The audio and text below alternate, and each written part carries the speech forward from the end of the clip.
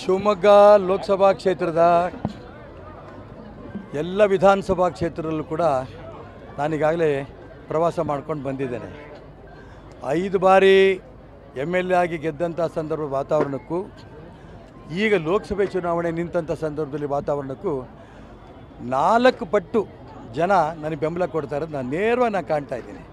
ಯಾವ ಹಳ್ಳಿಗೆ ಹೋದರೂ ಕೂಡ ಜನ ಹೇಳ್ತಾರೆ ನಿಮ್ಗೆ ಅನ್ಯಾಯ ಆಗಿದೆ, ಹಿಂದುತ್ವಕ್ಕೆ ಅನ್ಯಾಯವಾಗಿದೆ, BJP ಅಪ್ಪ ಮಕ್ಕಳ ಕೈಯಲ್ಲಿದೆ, ಇದನ್ನು ಮುಕ್ತಿಗೊಳಿಸೋದಕ್ಕೋಸ್ಕರ ನಾವು ನಿಮ್ಗೆ ಓಟ್ ಕೊಟ್ಟೇ ಕೊಡ್ತೀವಿ ಅನ್ನೋಂಥ ಮಾತನ್ನು ಹಳ್ಳಿನಲ್ಲಿಂಥ ರೈತನ ಮಗ ಹೇಳ್ತಾ ಇದ್ದಾರೆ.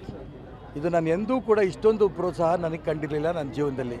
ಇವತ್ತು ನೋಡಿದ್ರಿ ಶಿವಮೊಗ್ಗ ನಗರದ ಬೂತ್ ಮಟ್ಟದ ಕಾರ್ಯಕರ್ತರ ಸಮಾವೇಶ. ಇಷ್ಟು ದೊಡ್ಡ ಸಭೆ ನಾವು ಮಾಡಬೇಕಾಯಿತು. 285 ಬೂತಲ್ಲೂ ಕೂಡ 12 ಜನ ಬರಬೇಕು ಅಂತ ಹೇಳಿತ್ತು.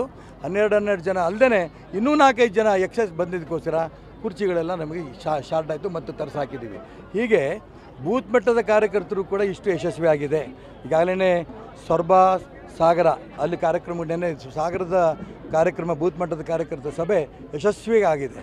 ಈಗಾಗಲೇ ಮಧ್ಯಾಹ್ನ ನೆನ್ನೆ ಸೊರಬದಲ್ಲೂ ಕಾರ್ಯಾಲಯ ಉದ್ಘಾಟನೆ ಆಗಿದೆ, ಅವರು ಕೆಲಸ ಶುರು ಮಾಡಿದ್ದಾರೆ. ಈಗ ಇಡೀ ಶಿವಮೊಗ್ಗ ಜಿಲ್ಲಾ ಎಲ್ಲ ಲೋಕಸಭಾ ವಿಧಾನಸಭಾ ಕ್ಷೇತ್ರದಲ್ಲೂ ಕೂಡ ಅತಿ ಹೆಚ್ಚು ಸ್ಫೂರ್ತಿ, ಬೆಂಬಲ, ಪ್ರೇರಣೆ ನನಗೆ ಕೊಡ್ತಾ ಇದ್ದಾರೆ. 100ಕ್ಕೆ 100 ಇಲ್ಲಿ ಗೆಲ್ತೀನಿ ಅನ್ನೋ ವಿಶ್ವಾಸ ನನಗೆ ಬಂದಿದೆ. ಇನ್ನೂ ವಿಶ್ವಾಸ ಇದೆ. ಡೆಲ್ಲಿ ನಾಯಕರ ಜೊತೆಗೆ ಈಶ್ವರಪ್ಪ ಮಾತಾಡ್ತಾರೆ. ಯಾರು ಹೇಳಿದ್ದು? ಅಷ್ಟೆಲ್ಲ ಯಾಕೆ ಒತ್ತಾಡ್ತೀಯಪ್ಪ? ನೀನು ಅಧ್ಯಕ್ಷ ಸ್ಥಾನಕ್ಕೆ ರಾಜೀನಾಮೆ ಕೊಟ್ಬಿಡು.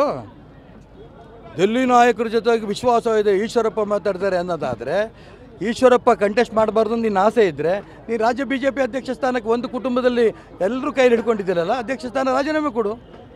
ಯಾಕೆ ಮಾತಾಡ್ಬೇಕು ಕೇಂದ್ರ ನಾಯಕರ ಜೊತೆಗೆ? ಯಾವ ನಿಂಗೆ ಅಧಿಕಾರ ಕೊಟ್ಟಿದ್ದು ಈಶ್ವರಪ್ಪ ಅವ್ರ ಜೊತೆ ಮಾತಾಡ್ತೀರ ಅಂತ ಹೇಳೋದಕ್ಕೆ? ನಾನಂತೂ ಅಧಿಕಾರ ಕೊಟ್ಟಿಲ್ಲಲ್ಲ. ನಾನು ಅದಕ್ಕೋಸ್ಕರ ಹೇಳ್ತಿರೋದು, ಕೇಂದ್ರ ನಾಯಕರಿಗೆ ಏನು ಮಾಡಬೇಕು ಅಂತ ಗೊತ್ತಿ ಡೆಲ್ಲಿ ಕರೆಸಿದ್ರು. ಅಮಿತ್ ಶಾ ಅವರು ನನಗೆ ಭೇಟಿ ಆಗಲಿಲ್ಲ. ಇದರ ಅರ್ಥನೇ ಯಡಿಯೂರಪ್ಪ ಕುಟುಂಬದಿಂದ ಭಾರತೀಯ ಜನತಾ ಪಾರ್ಟಿ ಮುಕ್ತ ಮಾಡಬೇಕಾಗಿದೆ. ಅಪ್ಪ ಮಕ್ಕಳಿಂದ ಈ ಪಕ್ಷವನ್ನು ಹೊರಗೆ ತರಬೇಕಾಗಿದ್ದರೆ ರಾಘವೇಂದ್ರ ನೀ ಸೋಲ್ಸಪ್ಪ, ಚುನಾವಣೆ ನಿಲ್ಲು, ಗೆಲ್ಲು ಅನ್ನೋಂಥ ಆದೇಶವನ್ನು ಕೇಂದ್ರ ನಾಯಕ ಅಮಿತ್ ಶಾ ಅವರು ಮೋದಿಯವರು ಕೊಟ್ಟಿದ್ದಾರೆ. ಇದನ್ನು ವಿಜಯೇಂದ್ರ ಅರ್ಥ ಮಾಡ್ಕೊಂಡು